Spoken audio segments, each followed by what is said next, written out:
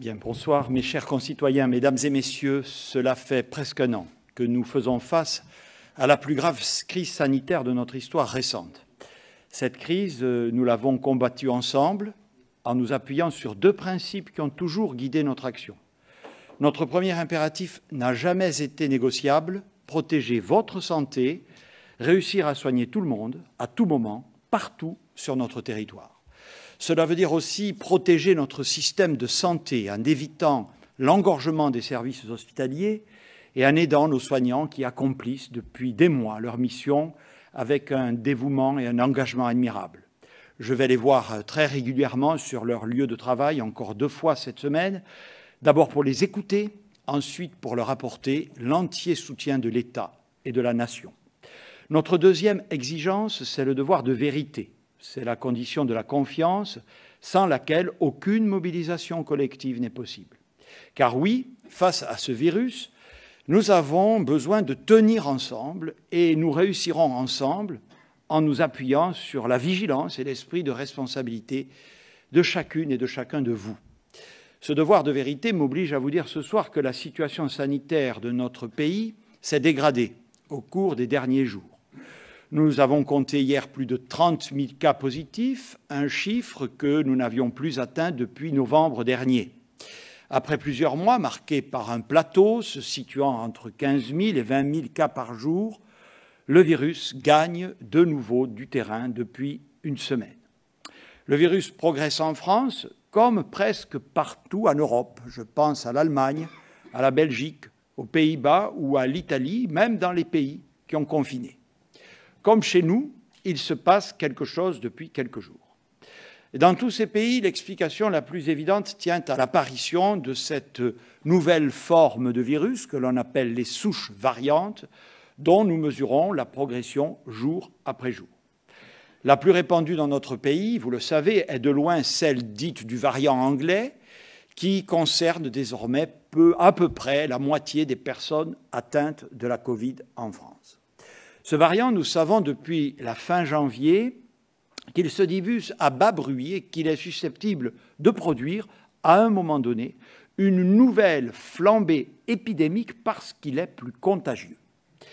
Avec le président de la République, nous avons souhaité, le mois dernier, nous donner tous les moyens d'éviter un nouveau confinement que nous avions envisagé fin janvier sur la base de projections qui nous prédisaient une dégradation rapide et brutale de la situation. Cette décision s'est avérée la bonne. Elle nous a permis de gagner du temps. Or, ce temps est précieux car chaque jour, nous avons un peu plus de personnes vaccinées. Et pendant ce temps, notre activité économique ne s'est pas effondrée, nos commerces ont pu rester ouverts, nos enfants ont pu aller à l'école, dans les zones, bien entendu, qui n'étaient pas en vacances. Il faut imaginer qu'autour de nous, je pense au Royaume-Uni ou à l'Allemagne, les enfants n'ont pas mis les pieds à l'école depuis plus de 2 mois. Grâce aux efforts de tous, nous avons, pendant plusieurs semaines, réussi à stabiliser l'épidémie. C'est une réussite collective que je veux saluer. J'entends également certains appeler à un confinement dur et immédiat dans l'espoir de nous débarrasser une bonne fois pour toutes du virus. 4 semaines et puis on est débarrassé. Malheureusement, notamment en raison de la propagation des variants, c'est loin d'être aussi simple. Voyez d'ailleurs que les confinements très durs auxquels ont procédé certains de nos voisins ne leur ont pas permis d'atteindre l'objectif zéro Covid. Un confinement peut être nécessaire, mais il n'est jamais anodin. Il signifie des fermetures de commerces, la fermeture des écoles, des limitations drastiques des déplacements. J'observe d'ailleurs que beaucoup de ceux qui appellent au confinement en général se disent très souvent, quand on les interroge plus précisément, opposés à chacune de ces modalités. Il faudrait confiner mais sans fermer les commerces, sans fermer les écoles, sans rétablir l'attestation de déplacement. Le confinement est ainsi un levier auquel nous devons recourir quand on ne peut pas faire autrement. Il faut le faire à bon escient, au bon moment et dans la bonne mesure. Il faut tout faire pour le retarder, pour laisser à la vaccination le temps de produire des effets. Notre objectif reste toujours le même. Traverser cette crise qui se prolonge en sauvant le maximum de vies, en protégeant nos hôpitaux, mais aussi autant que nous le pourrons, en préservant nos modes de vie, notre économie, l'éducation de nos enfants. La recherche de ce juste équilibre, de ce difficile équilibre, a toujours été et restera la colonne vertébrale de notre action. C'est pourquoi notre choix de ne pas confiner a une contrepartie. Être extrêmement réactif aux premiers signes de reprise épidémique. C'est ce que nous avons fait ces derniers jours en engageant des actions ciblées sur certains territoires marqués par une augmentation particulièrement forte de l'épidémie. En Moselle, face à l'émergence du variant sud-africain qui représente 60% des cas positifs, la vaccination des professionnels de santé a été accélérée et la stratégie tester, alerter, protéger a été démultipliée. À Mayotte, où la situation a conduit à la mise en place d'un confinement qui sera prolongé pour au moins 15 jours de plus. À La Réunion, où, comme à Mayotte, nous déploierons les moyens humains et matériels nécessaires pour venir en soutien des structures de soins. Enfin, dans l'aire urbaine de Nice et dans l'agglomération de Dunkerque, où la circulation des niveaux 3 à 4 fois supérieurs à la moyenne nationale a été constatée et où un confinement sera mis en place le week-end à compter de ce samedi. Nous devions agir et nous l'avons fait avec le soutien des élus de ces territoires dont je veux saluer ici l'esprit de responsabilité. Le confinement le week-end est une mesure lourde, ce d'autant qu'elle se conjugue avec le couvre-feu maintenu à 18 heures. C'est une mesure intermédiaire dont nous espérons qu'elle permettra d'infléchir la tendance observée. C'est une mesure ciblée sur certains territoires où l'épidémie s'emballe, ce qui nous semble la bonne méthode pour pouvoir agir vite et fort là où c'est nécessaire, sans impacter des territoires où l'épidémie recule, il y en a, ou circule moins fortement. Et sur cette base, sur ce diagnostic, il apparaît aujourd'hui que la situation épidémiologique et hospitalière dans d'autres agglomérations ou départements suscite une vigilance maximale car ces territoires cumulent des indicateurs défavorables. Un niveau d'incidence élevé, autour ou supérieur à 250 cas pour 100 000 habitants, une part de variants supérieure à 50%, une pression hospitalière proche du seuil critique et enfin une circulation virale qui commence à s'accélérer sérieusement. Ces départements, au moment où je parle devant vous, sont au nombre de 20. Ils s'affichent sur la carte et concernent toute l'Île-de-France, une grande partie des Hauts-de-France et de Provence-Alpes-Côte d'Azur, mais aussi les départements du Rhône et de la Drôme, de la Moselle et de la Meurthe-et-Moselle et enfin d'Eure-et-Loir. Nous plaçons donc ces départements en surveillance renforcée. J'ai demandé aux préfets des départements concernés d'engager des concertations avec les élus en vue d'inviter sans attendre tous les habitants à la plus grande vigilance et d'envisager, dans tout ou partie de ces territoires, des mesures de freinage proches de celles mises en place à Nice et Dunkerque. Nous ferons un point au terme de ces concertations la semaine prochaine et nous déciderons alors si et seulement si la situation continue à se dégrader. Nous prendrons des mesures renforcées qui entreront en vigueur à compter du week-end du 6 mars. Mes chers concitoyens, je mesure ce que peut être votre lassitude et peut-être même votre découragement alors que nous sommes engagés dans cette bataille depuis bientôt 12 mois. Le virus évolue et se transforme. Et certains d'entre vous peuvent se demander si nous verrons bientôt le bout de ce jour sans fin. J'en ai l'absolue conviction. Et cette conviction se fonde sur des premiers signes tangibles, des premiers motifs d'espoir, nous permettant d'envisager dans les prochains mois un retour à une vie normale. C'est la campagne de vaccination, c'est notre stratégie de dépistage que nous améliorons sans cesse, c'est aussi l'arrivée prochaine de nouveaux traitements. La campagne de vaccination se poursuit et s'amplifie. À la fin de ce mois de février, toute proche, plus de 4 millions de vaccins auront été administrés à près de 3 millions de personnes, avec, là encore, le concours des élus locaux et des professionnels de santé que je veux remercier. Nous vaccinons beaucoup et surtout, je veux insister auprès de vous, nous vaccinons les bonnes personnes, c'est-à-dire celles qui peuvent développer les formes les plus graves de la maladie, présenter des séquelles lourdes ou parfois en mourir. Vous le savez, il s'agit des personnes les plus âgées et ou présentant des pathologies appelées comorbidités qui les rendent particulièrement vulnérables à la maladie et que l'on retrouve dans les services hospitaliers. C'est pour cette raison que nous devons poursuivre la vaccination des personnes de plus de 75 ans et amplifier la vaccination des personnes atteintes de comorbidité, car les statistiques nous montrent qu'elles présentent de plus fortes probabilités d'être hospitalisées ou d'être gravement atteintes. Et cette stratégie se déploie. Si certains pays qui nous entourent ont à ce jour davantage vacciné que nous, la France est en tête pour la vaccination des personnes les plus exposées aux formes graves de la Covid, comme l'illustrent les graphiques à l'écran. L'âge moyen des personnes vaccinées est en France de 72 ans, contre 65 ans en Allemagne et 55 ans en Italie. Près de 80% des résidents des EHPAD, là où le taux de mortalité a été le plus élevé, sont désormais vaccinés. Plus du quart des personnes de plus de 75 ans a été vacciné. D'ores et déjà, nous constatons que le virus circule moins chez les personnes âgées qu'en population générale. Depuis 2 semaines, l'incidence baisse chez les plus de 80 ans quand elle augmente dans toutes les tranches d'âge inférieures. L'âge moyen des personnes admises en réanimation diminue.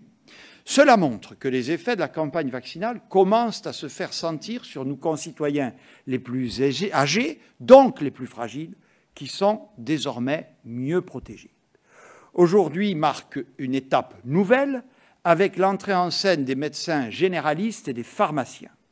Dans un premier temps, les généralistes vont pouvoir vacciner les patients âgés de 50 à 64 ans atteints de comorbidité, soit un objectif de 2,4 millions de personnes. Avec le ministre des Solidarités et de la Santé, j'ai donné ce matin, symboliquement, le coup d'envoi de cette campagne. Et d'ici fin mars, les 2/3 des personnes de plus de 75 ans seront vaccinées et nous ouvrirons début avril la vaccination aux plus de 65 ans. Pour autant, nous dépendons de la fabrication et de la livraison des doses commandées par l'Union européenne et il faudra nous armer de patience. Mais je sais que vous mesurez ce chantier titanesque et sans précédent que représente pour l'industrie mondiale le fait de produire des centaines de millions de doses en un temps record, produire des vaccins eux-mêmes découverts en un temps record. Il n'en reste pas moins qu'à la mi-mai, la totalité des personnes de plus de 50 ans se seront vues proposer une première injection. Olivier Véran et le professeur Alain Fischer reviendront sur cette stratégie vaccinale dans un instant. Nous pouvons aussi compter sur notre système de dépistage, la fameuse stratégie tester, alerter, protéger que nous ne cessons de renforcer. L'accès aux tests est facilité, notamment dans les établissements d'enseignement, avec le déploiement des tests salivaires qui doivent permettre rapidement de tester 300 000 enfants par semaine, c'est-à-dire près de 6 fois plus qu'aujourd'hui, et donc de mieux les protéger. Pour l'ensemble du pays, les délais de dépistage et de rendu des résultats continuent à se réduire. Le tracing, la surveillance des cas contacts est désormais quasi immédiat après l'identification d'un cas positif. Et le dispositif d'accompagnement à domicile des personnes isolées se déploie partout sur le territoire national. Et là encore, je le souligne, pour la mise en œuvre de ce dispositif totalement gratuit. Un grand merci aux professionnels de santé, notamment dans les laboratoires, les caisses d'assurance maladie, les ARS, les collectivités locales et les associations. Troisième motif d'espoir, l'arrivée prochaine de nouveaux traitements qui pourraient permettre d'éviter l'apparition de formes graves de la maladie. Il s'agit notamment des anticorps monoclonaux qui vont vous être présentés par le ministre des Solidarités et de la Santé. Monsieur le ministre.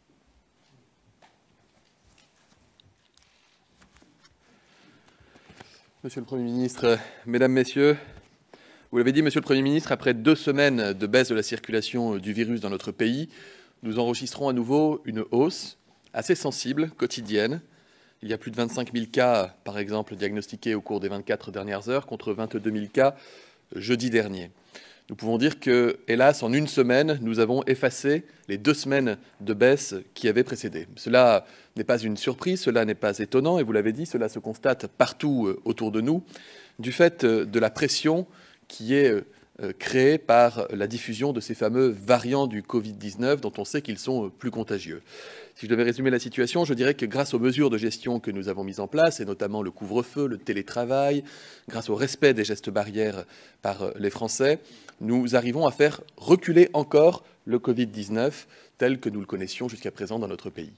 Mais du fait de sa plus grande contagiosité intrinsèque, c'est-à-dire que le virus par lui-même est plus contagieux, quand il est un variant, eh bien nous n'arrivons pas à faire reculer cette diffusion du variant qui, elle, augmente d'environ 40% par semaine et qui a pris une telle place aujourd'hui dans la circulation virale dans notre pays qu'il induit une hausse du nombre de nouvelles contaminations, ce que vous voyez sur ce graphe. Donc on continue de faire reculer le Covid-19 tel que nous le connaissions. On limite la contagiosité du variant, mais pas suffisamment pour éviter l'augmentation des cas. Je le redis, c'est un phénomène qui concerne tous les pays au sein desquels vont circuler ces variants. Sur la diapositive suivante, vous allez voir qu'en réalité, il y a un impact hospitalier lié à cette augmentation de la diffusion du virus, avec des hospitalisations qui avaient baissé. Alors, on ne voit pas encore la hausse des hospitalisations, mais on sait depuis 1 an que lorsque le nombre de cas augmente, eh bien, le nombre d'hospitalisations va finir par augmenter quelques jours après. De la même manière, la tension dans les réanimations reste forte dans notre pays. Vous voyez, on n'est pas réellement sorti de la 2e vague en termes de charges hospitalières et de charges de réanimation. Et les médecins, les équipes soignantes nous disent ô combien c'est difficile au quotidien de faire face à un afflux de malades. Vous l'avez dit, c'est une donnée tout à fait nouvelle et je pense fondamentale pour la suite, c'est que l'âge moyen des patients admis à l'hôpital, l'âge moyen des patients qui font des formes graves aux urgences ou en réanimation, cet âge moyen diminue de 6-7 ans en moyenne, c'est-à-dire que les patients en réanimation qui avaient plutôt 63 ans, désormais semblent se diriger vers une moyenne d'âge vers 55 ans. Ça ne veut pas dire que le virus est plus grave chez les jeunes, ça veut dire qu'il y a moins de personnes très âgées qui sont malades du fait de la vaccination et du fait que ces personnes sont protégées.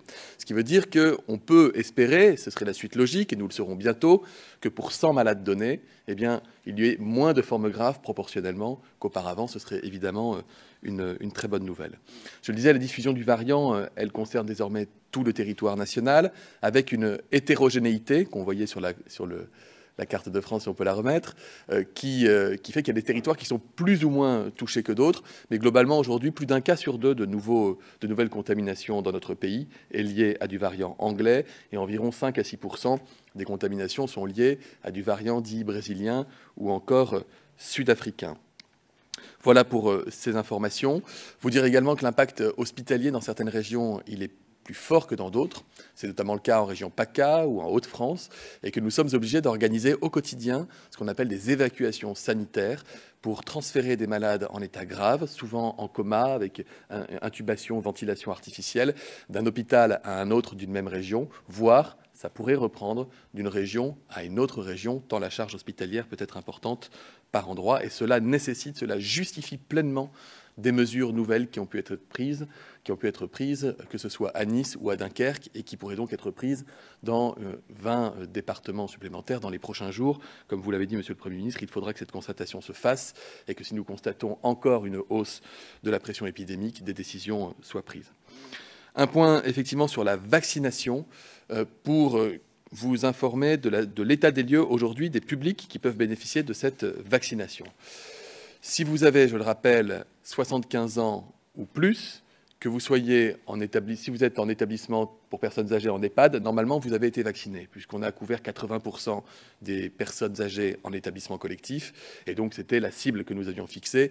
Les 20% restants sont en général des personnes qui sont contre-indiquées pour la vaccination ou qui ont émis à plusieurs reprises un refus. 80%, c'est une très belle couverture de la population la plus fragile. Si vous êtes âgé de 75 ans et plus et que vous vivez chez vous, eh bien vous pouvez prendre rendez-vous sur Internet, sur le site santé.gouv.fr ou par le numéro vert national ou en appelant directement le centre le plus proche de chez vous. Il y en a 1200 sur toute la France. Vous pouvez prendre rendez-vous pour vous faire vacciner avec ce qu'on appelle les vaccins à ARN messager, c'est-à-dire les vaccins Pfizer et Moderna. La vaccination de ce public de 75 ans et plus se poursuit. Elle va se poursuivre en mars et nous espérons avoir terminé la vaccination de toutes les personnes âgées volontaires d'ici à la fin du mois de mars, permettant donc ensuite d'ouvrir la vaccination aux 65 ans et plus. Si vous êtes plus jeune, voire beaucoup plus jeune, mais que vous figurez sur une liste de personnes qui sont atteintes de maladies particulièrement graves, qui a été élaborée d'ailleurs par le professeur Fischer, et qui fait que vous êtes très fragile au risque du virus, vous pouvez aussi vous faire vacciner en centre de vaccination avec une prescription médicale, avec les vaccins Pfizer et Moderna.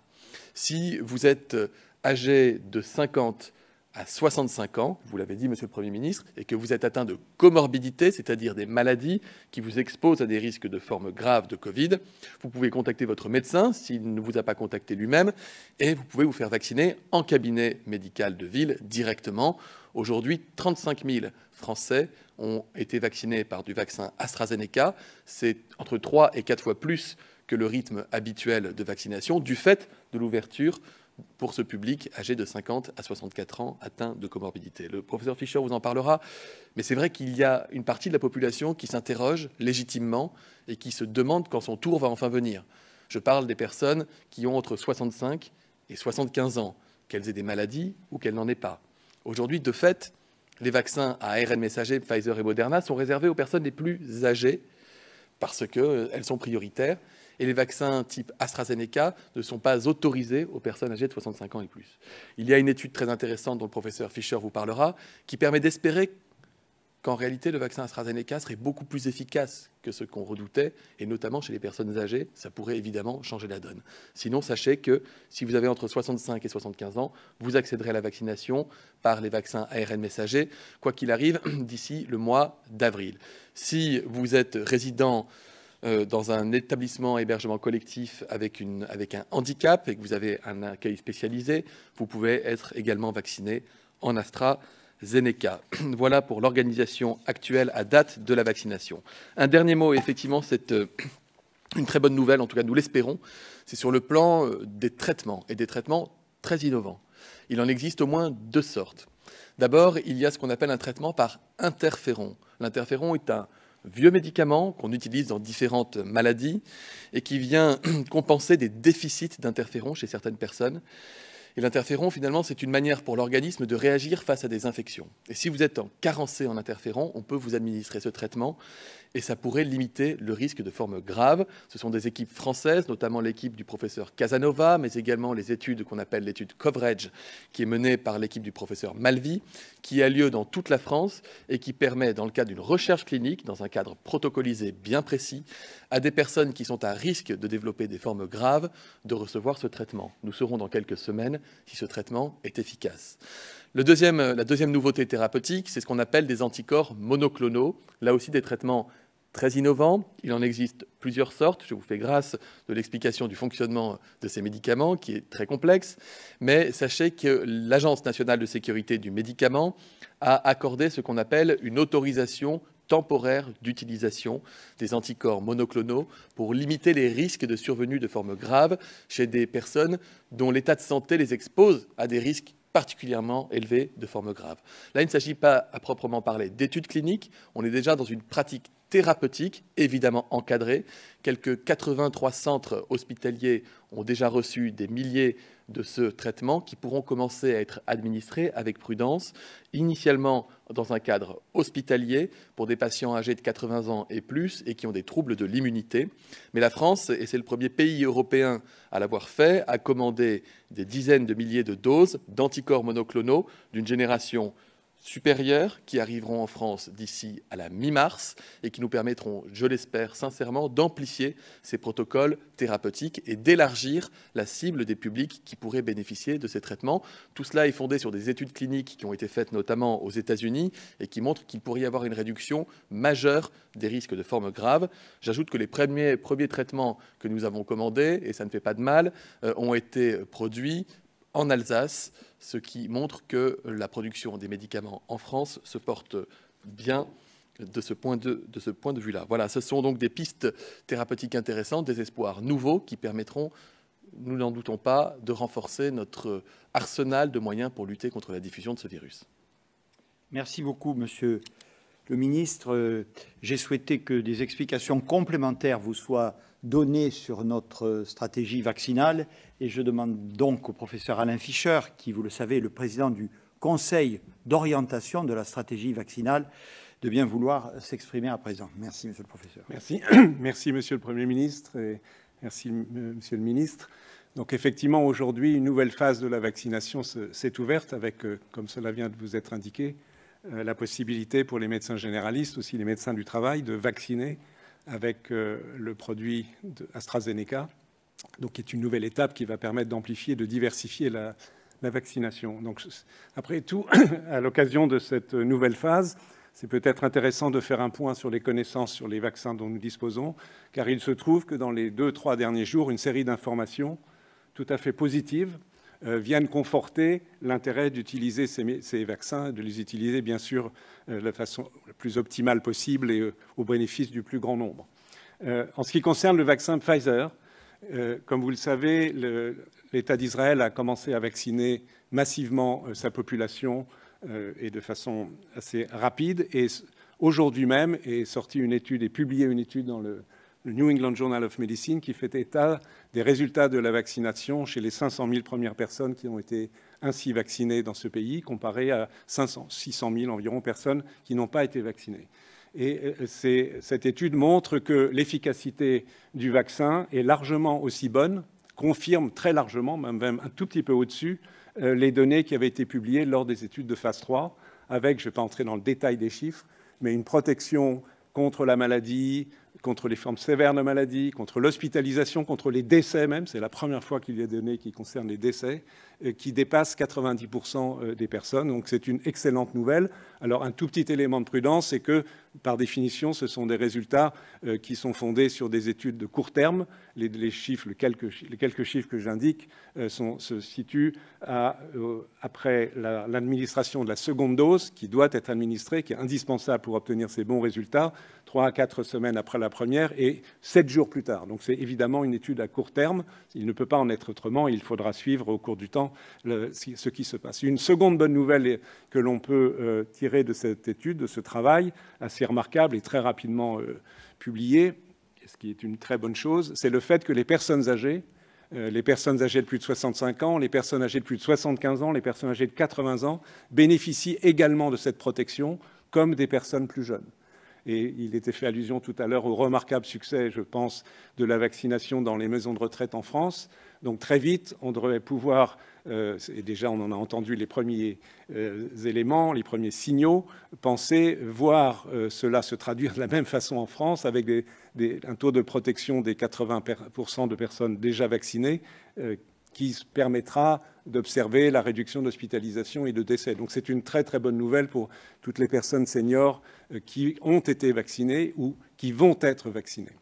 Donc voilà un premier élément. Ensuite, je souhaitais passer un tout petit moment pour évoquer la situation du vaccin Pfizer, du vaccin AstraZeneca. Je vous rappelle que c'est un vaccin qui est fondé sur le principe des adénovirus, qui sont des petits virus inoffensifs rendus incapables par ailleurs de se répliquer et qui ont été modifiés pour qu'ils permettent d'induire une réponse immunitaire contre ce qu'on appelle la spike, une protéine essentielle du virus pour enclencher, entre autres, la réponse immunitaire.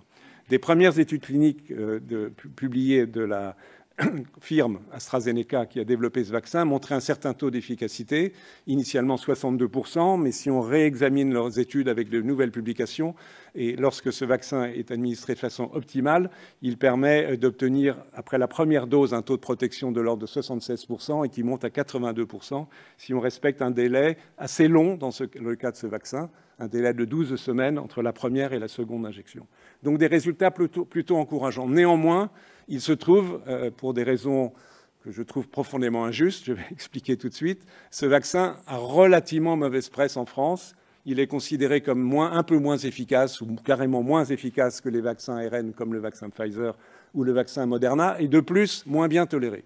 Donc je voudrais très brièvement évoquer quelques faits qui indiquent que ceci n'est pas exact. Déjà, j'ai indiqué des pourcentages de protection de l'ordre de 80% qui sont excellents tels qu'ils ont été dérivés des études de phase 3, des études initiales. Et il faut y ajouter à nouveau des données qui sont, comme en Israël, intéressantes lorsqu'elles sont obtenues par vaccination, entre guillemets, en vie réelle, quand on a commencé à vacciner des populations.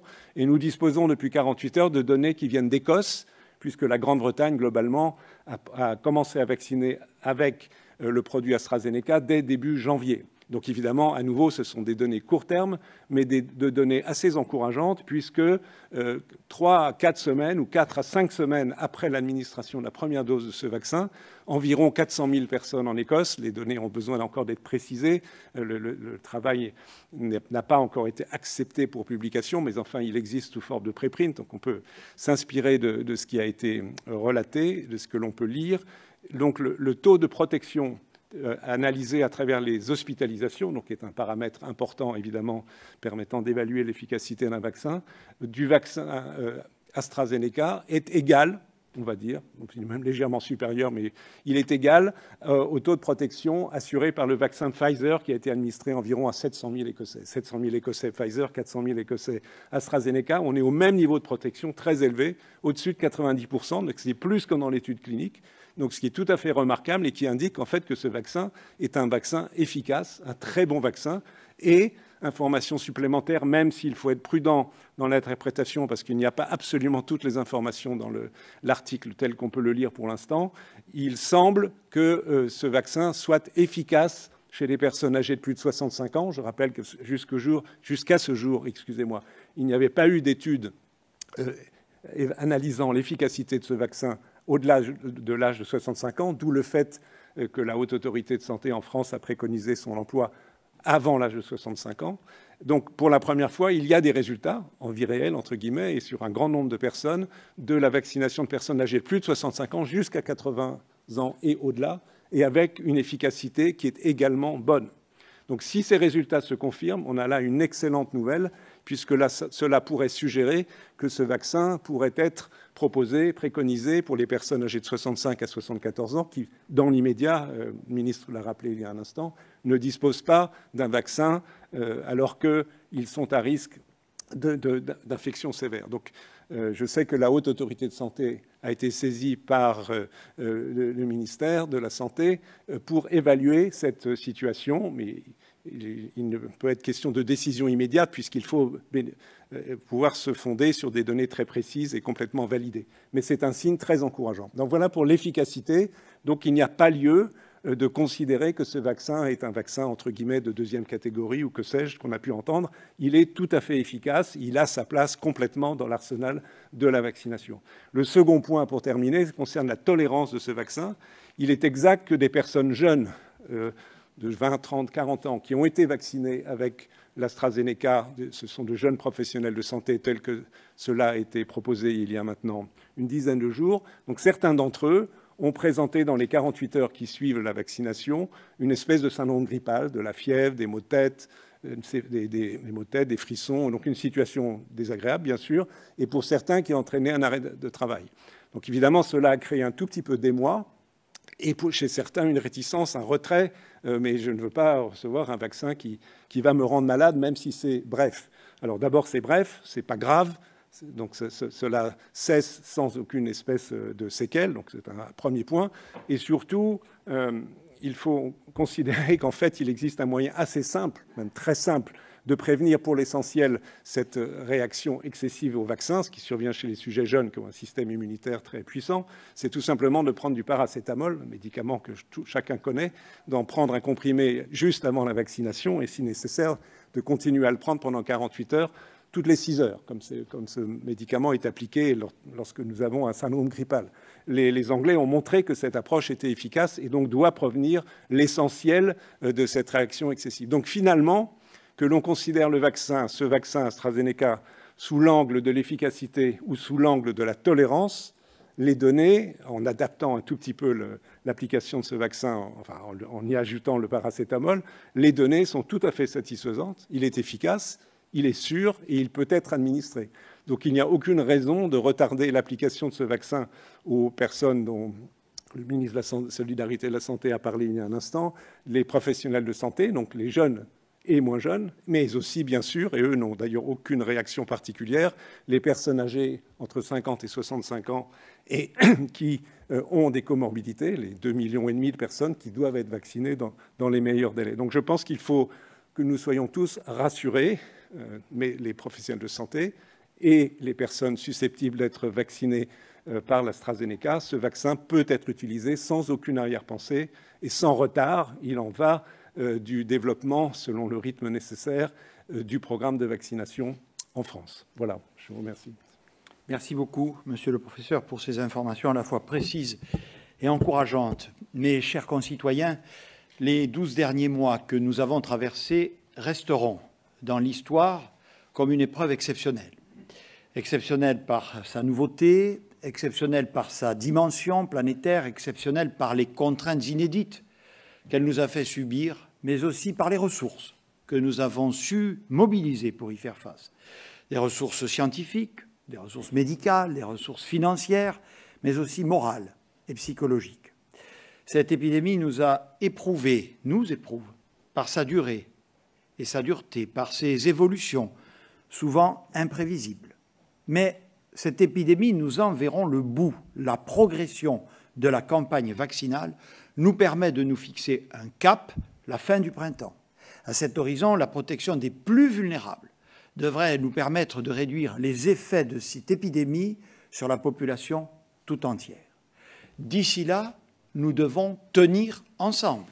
Nous devons poursuivre nos efforts, rester vigilants à titre individuel, rester solidaires sur le plan collectif et savoir adapter nos mesures à l'évolution de la situation sans retard ni précipitation, dans la recherche des bons équilibres, dans le dialogue toujours avec les élus et les territoires, dans la transparence et la vérité, dans le respect de notre seul objectif, vous protéger.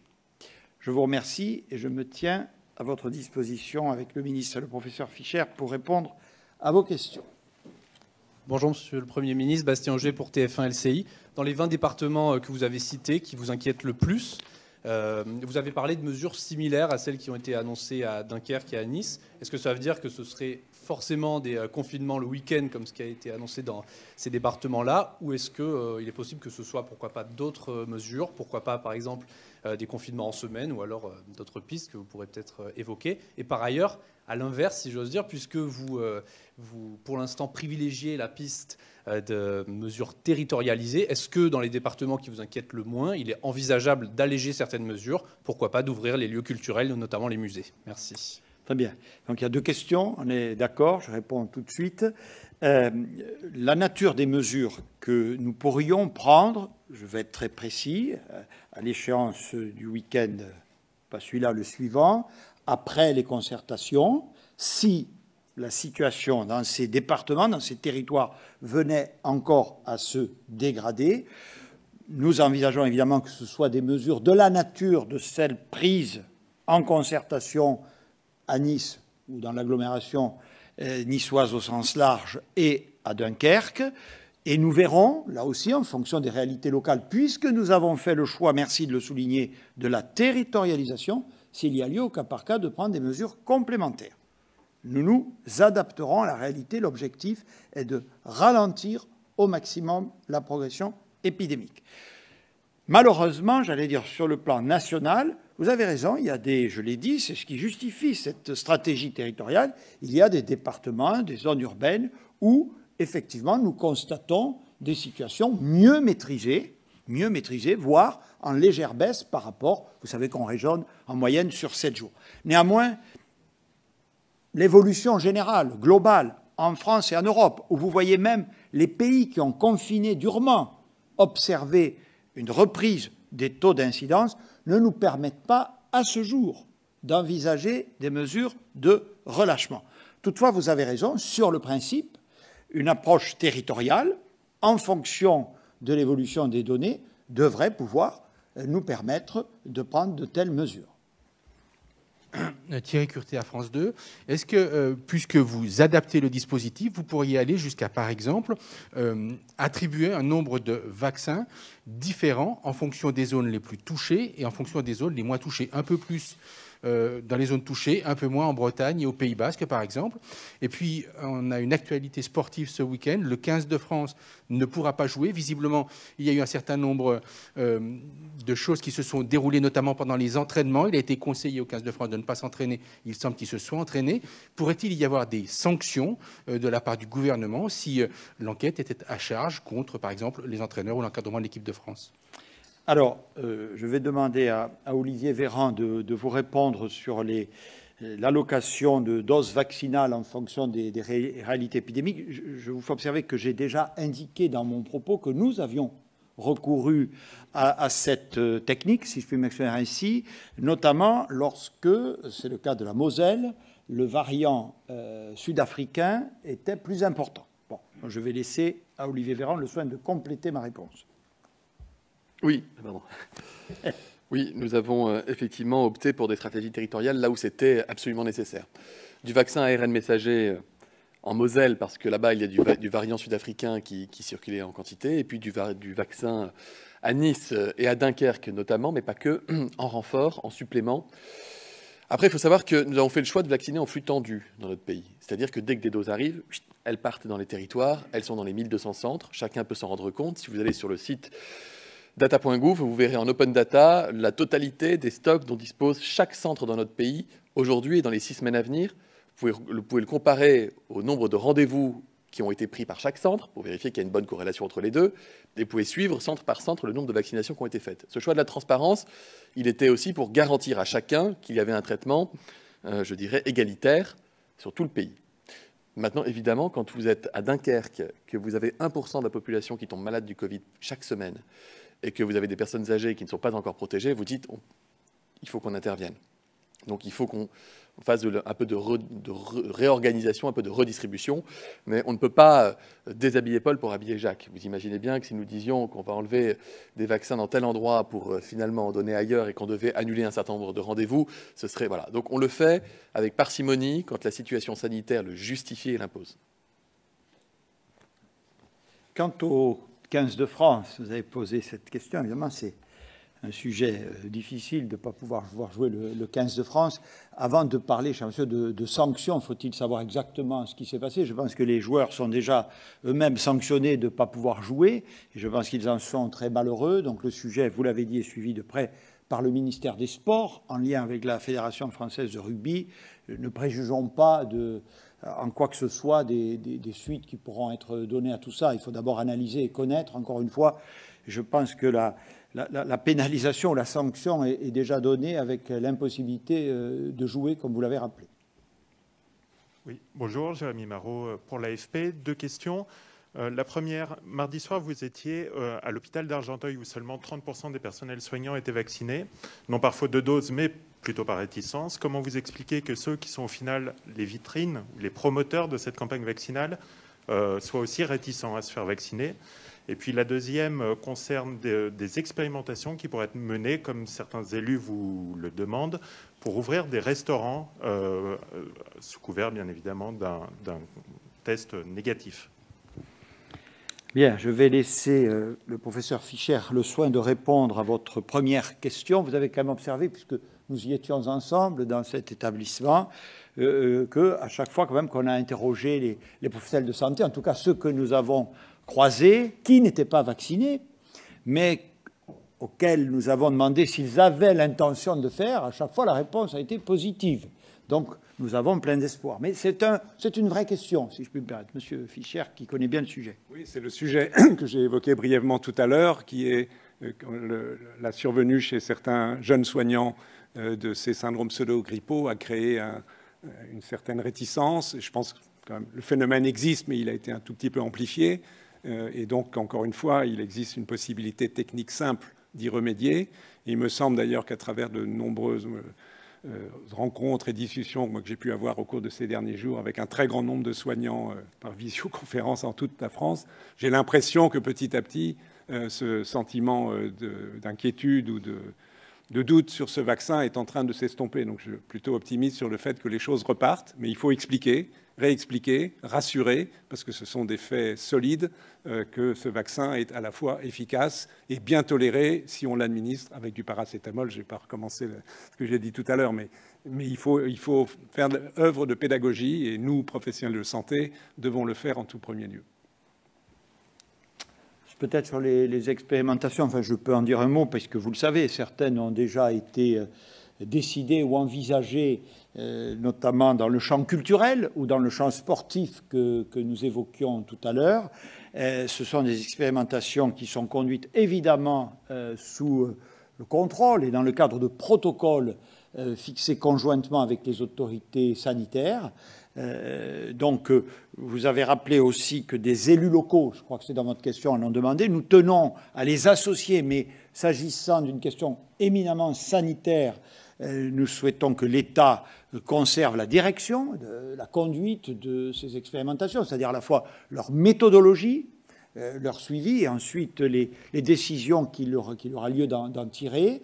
S'agissant des restaurants que vous avez évoqués, évidemment, le sujet est aussi sur la table, mais un peu plus délicat dans la mesure où nous avons, là pour le coup, une littérature scientifique, je parle sous le contrôle du ministre de la Santé, démontrant évidemment qu'il s'agit d'établissements recevant du public où le maximum de précautions doit être pris, puisque, comme vous le savez, on ne peut pas porter le masque, mais il faudra, et c'est tout l'enjeu des progrès de la vaccination et de l'immunisation en France, envisager la réouverture évidemment de ces établissements également. Bonjour, Elisa Bertholomé pour BFM TV. J'ai deux questions. Vous avez parlé d'une surveillance renforcée dans 20 départements. Qu'est-ce que ça veut dire concrètement? Et question subsidiaire, à Dunkerque, le variant anglais a progressé très vite de 50 à 90%. Autrement dit, est-ce qu'il est encore temps d'attendre dans les départements que vous avez ciblés avant de voir si ces mesures sont efficaces ou pas? Et puis une question qui en découle, à partir de quel seuil de départements concernés peut-on considérer que la territorialisation n'est plus utile et qu'il faut passer à des mesures nationales? Autrement dit, si l'Île-de-France, la semaine prochaine, ça ne s'améliore pas, est-ce qu'on peut prendre des mesures supplémentaires dans la région capitale sans que ça concerne tout le pays? Merci beaucoup. Merci. Le ministre va vous répondre. Juste par rapport à la fin de votre question, dire on n'est pas tout à fait, pour ceux qui s'en souviennent bien, dans la situation de la fin du mois d'octobre, où nous avions dû, le président de la République, décider du confinement. Nous avions une véritable flambée épidémique à peu près nationale, c'est-à-dire une accélération beaucoup plus forte des cas constatés que nous l'avons aujourd'hui. Aujourd'hui, on a un phénomène de montée réelle que j'ai décrite au début de mon intervention, mais qui est plus lente. Bon, ce qui nous permet, je crois, d'avoir des mesures fortes, mais adaptées et territorialisées, parce que, comme vous le savez, comme les cartes l'ont montré, elle n'est pas équivalente partout. Mais évidemment, si nous avions des flambées épidémiques constatées, sans doute que la logique territoriale, comme nous l'avions constaté précédemment, ne serait plus adaptée. Monsieur le ministre des Solidarités et de la Santé. Le meilleur exemple, c'est le Nord où j'étais hier. Dunkerque, une incidence, donc c'est le reflet de la circulation du virus, 900 cas pour 100 000 habitants sur une semaine. Lille, qui fait partie du même département, 76 d'incidence, 12 fois moins. Est-ce qu'on va apporter les mêmes solutions à Lille et à Dunkerque? La réponse, elle est non. Donc là, on est même dans de l'infradépartemental. On fait vraiment un travail à façon. Dans les Alpes-Maritimes, où j'étais samedi, c'est les deux aires urbaines de Nice et de Menton, c'est 88% de la population, mais ça veut dire qu'il y a une partie du département qui n'est pas concernée par les mesures de gestion et par le confinement le week-end, parce que c'est là qu'on constate aussi que le virus circule beaucoup. Donc cette territorialisation, je crois que les Français y aspirent. je lis beaucoup ce qui est écrit, j'écoute beaucoup ce qui se dit, et les Français souhaitent qu'il y ait de la territorialisation, et autant que nous pouvons le faire, je pense que nous devons le faire. Ça, c'est important. Ensuite, vous l'avez dit, Monsieur le Premier ministre, on n'est pas aujourd'hui dans une exponentielle, c'est-à-dire qu'on n'a pas une croissance fulgurante du nombre de cas qui fait qu'on est obligé de prendre des mesures en catastrophe. On est sur une croissance lente, une croissance réelle, et avec encore des choses qu'on n'explique pas complètement. Il y a encore des endroits, en France, en Allemagne, en Suisse, j'en discute beaucoup avec mes homologues ministres de la Santé européens, on se parle quasiment tous les jours, les uns les autres, où on constate qu'il y a beaucoup de variants, mais pas beaucoup de cas. C'est-à-dire qu'il n'y a pas une corrélation systématique entre la présence des variants et la circulation du virus. Donc ça aussi, ça impose, pas ça impose, mais ça nous autorise à avoir cette espèce d'observation active, non pas de l'attentisme, mais une observation active. Et puis, je crois que les Français ont vraiment pris le message d'alerte sanitaire que nous lançons depuis quelques semaines. Et c'est encore une fois dans le comportement de chacun au quotidien qu'on peut faire reculer le virus et gagner du temps. Gagner du temps. Chaque personne âgée que nous vaccinons est une personne âgée qui n'est pas à risque d'aller en réanimation ou de décéder. Et c'est un lit de réanimation qui peut être utile pour d'autres patients, qu'ils aient le Covid ou qu'ils n'aient pas le Covid. Chaque jour que nous gagnons est un jour qui nous rapproche de périodes climatiques dont on sait qu'elles sont moins propices à la circulation du virus. Chaque jour que nous gagnons, ça nous permet d'expérimenter des traitements dont on pense qu'ils ont des chances, de toutes les chances de pouvoir être actifs et là aussi de limiter les risques de formes graves et donc de protéger la santé des habitants. Et chaque jour que nous gagnons, c'est un jour de moins de fermeture des commerces, d'attestation, de limitation des... Nous tenons compte vraiment de toute la situation. La santé mentale des Français est une donnée préoccupante à laquelle nous tenons beaucoup. Les aspirations légitimes de maintenir un certain niveau de liberté, même dans un contexte épidémique difficile, évidemment que nous en tenons compte. Nous pesons toutes les décisions au trébuchet. Le confinement, c'est une mesure qui est prise lorsqu'il n'y a vraiment plus d'autres options, plus d'autres alternatives, que nous savons que l'hôpital est à risque de débordement, que rien n'arrêtera la course folle du virus. Nous parlons là aujourd'hui d'une croissance épidémique, certes, depuis 5 jours, importante, qui nous laisse imaginer qu'elle pourrait se poursuivre dans les prochains jours, mais qui n'est pas encore dans la situation dans laquelle elle était au mois d'octobre ou au mois de février et de mars de l'année dernière. Et je me permets juste pour compléter, j'enjoins vraiment les soignants à se faire vacciner, parce que c'est pour répondre aussi à la question tout à l'heure, ça me démangeait. Je suis moi-même membre de la famille des soignants, moi-même vacciné avec le AstraZeneca. Je me sens depuis... Je n'ai pas relâché les gestes barrières, je n'ai pas enlevé le masque, je fais toujours autant attention qu'auparavant, mais je sais, il y a une petite partie de moi qui sait que j'ai commencé à être vacciné et que donc, et c'est plutôt sécurisant, vu la mission qui est la mienne aussi, que le risque de faire des formes graves, il s'éloigne, jour après jour. Les soignants, ils sont responsables, ils savent le fonctionnement d'un vaccin, ils savent aussi ce que c'est que le Covid, ils l'ont vécu. Moi, je les enjoins à faire confiance à la politique sanitaire de ce pays, à se faire vacciner. Vous savez, ce n'est pas un problème franco-français, c'est la même chose en Allemagne, en Suisse, en Italie, en Espagne, où il y a généralement un peu de latence. Mais je suis convaincu, comme le professeur Fischer, que les soignants vont se faire vacciner massivement. Il y a quand même 10 000 soignants par jour qui reçoivent de l'AstraZeneca. 10 000 soignants par jour, ce n'est pas rien. Et dans les EHPAD, on constate qu'il y a encore un certain nombre d'établissements qui accueillent des personnes âgées très fragiles, très très fragiles, où les soignants ne veulent pas se faire vacciner. Ça me pose, je vous le dis, un problème. Comme ministre, comme médecin, comme citoyen, il y a presque une question éthique derrière. Donc vraiment, il faut y aller, il faut se faire vacciner, c'est important.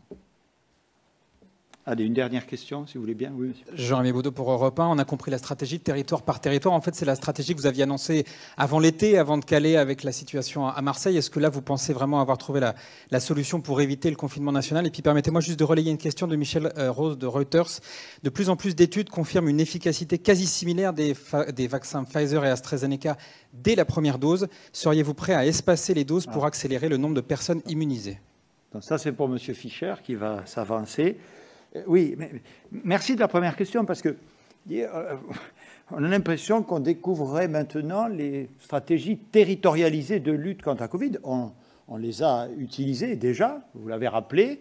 Là aussi, tout le monde, je crois, a collectivement progressé. Quand on a, je vous le rappelle, commencé par des stratégies territorialisées qui concernaient un certain nombre d'établissements recevant du public, je pense en particulier aux bars et aux restaurants, cela, avait suscité un certain nombre de réactions vives. Bon, c'était pourtant nécessaire. Bon, je constate que collectivement, nous progressons, puisque sur ces stratégies territorialisées, qu'encore une fois, nous avons déjà utilisées, on arrive à trouver plus facilement des chemins, parce que je pense que nous avons tous ensemble appris de cette épidémie et que ce qu'on a pu prendre pour des mesures arbitraires ou technocratiques étaient en fait des mesures nécessaires pour la santé publique. Puis l'État est là pour ça, pour dire à un moment donné, il faut agir. Bon. Ça renvoie à la question précédente. Il y a un moment où le degré de circulation virale, la flambée épidémique, ne nous permet plus de rester à un stade territorial. Parfois aussi, souvenez-vous, parce que cette épidémie que je commence à connaître, elle est évidemment pas simple. Non, voilà. Alors, ou vous faites tout depuis Paris, vous êtes centralisateur, ou vous adoptez des stratégies territoriales et c'est compliqué, on n'y comprend plus rien, c'est pas la même mesure qui va s'appliquer dans tel territoire, etc. Bon, évidemment, rien n'est simple. Mais encore une fois, comme vient de l'expliquer parfaitement le ministre des Solidarités et de la Santé, la situation actuelle, qui est aussi, pour partie, pas toujours très bien explicable.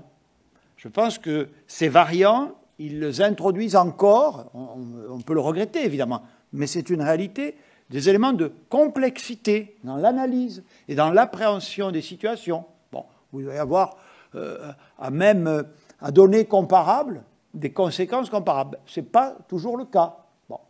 Normalement, on se dit, oui, si le pourcentage de variants dans la totalité des cas constatés est le même dans 2 départements, on devrait avoir des taux d'incidence, l'évolution, ce qu'on appelle le R, c'est-à-dire la rapidité de progression de l'épidémie, à peu près identique.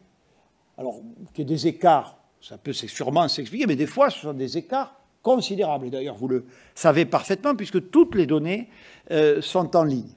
Donc, voilà, nous agissons toujours avec ce respect de l'équilibre. Quand il faut agir, parce qu'on ne peut pas laisser l'épidémie flamber. Pour l'instant, vous avez raison, nous sommes dans une logique territoriale, d'action forte mais territorialisée, et nous aviserons, parce que c'est notre devoir, en fonction de l'évolution de l'épidémie.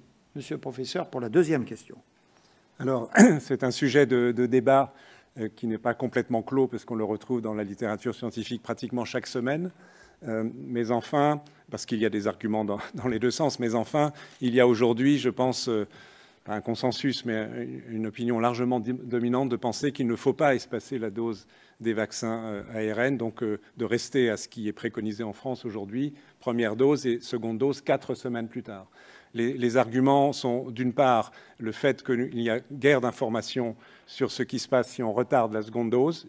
Quand je dis guerre, c'est qu'il y en a quand même une toute première qui arrive, qui vient des données écossaises, qui montre que pour les personnes, puisque la Grande-Bretagne a choisi, elle, contrairement au reste de l'Europe, a pris la décision de retarder l'administration de la seconde dose. Donc, pour les Écossais vaccinés par le vaccin Pfizer ARN, au bout de 4 semaines, j'ai indiqué qu'il y avait un très bon succès de la vaccination, mais à 6 semaines, il y a une perte de 20 points de protection. Donc, ce sont les premières données qui suggèrent qu'il ne faut pas attendre. D'autre part, dans les données israéliennes auxquelles j'ai fait allusion tout à l'heure, j'ai indiqué que l'efficacité était absolument remarquable lorsqu'on l'observe 7 jours après le second vaccin. Mais si on regarde l'efficacité juste avant l'injection du second vaccin, il y a un décalage de 20 à 30 points à nouveau. Donc tout ceci sont des éléments pas absolument définitifs, évidemment, mais qui vont dans le sens de rester strictement dans le cadre de ce qui a été défini dans les protocoles, de ne pas s'écarter de ces protocoles, de ne pas aller dans l'inconnu. Ce d'autant, et Monsieur le Premier ministre vient de le rappeler, nous sommes dans le contexte des variants à l'égard desquels, même si pour le variant britannique, au moins les vaccins, que ce soit AstraZeneca ou Pfizer, fonctionnent très très bien, sont quand même une menace sur l'efficacité des vaccins. On ne peut pas se permettre de prendre de risques. Et enfin, tout dernier point, les personnes actuellement vaccinées sont des personnes âgées ou des personnes très malades dont le système immunitaire n'est pas aussi fort que celui de jeunes personnes chez lesquelles les vaccins ont été initialement testés. Donc il faut prendre aussi les maximums de précautions pour que ces personnes soient entièrement protégées. Donc il y a des arguments de raisonnement théorique et maintenant d'observation de par les différents pays qui ont adopté des stratégies différentes, qui tous ces arguments concourent sur le fait de maintenir cet écart à 4 semaines et pas au-delà pour les vaccins à ARN. Pour le AstraZeneca, c'est différent, on l'a vu tout à l'heure. Merci beaucoup. Merci, mesdames et messieurs.